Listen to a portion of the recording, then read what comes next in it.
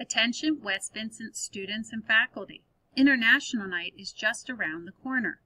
It will be held on Thursday, November 8th from 6 to 7:30 p.m. in the West Vincent Gymnasium.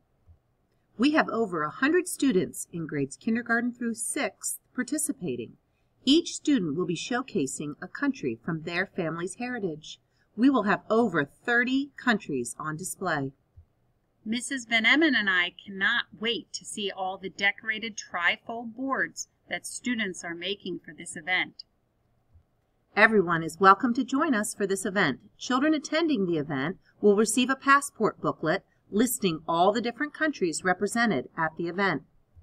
Once a student finds a country's trifold board display, teachers and parents will serve as passport agents with rubber stamps to mark the passport booklets. Please come join the fun and learn more about your fellow classmates at West Vincent's International Night on Thursday, November 8th.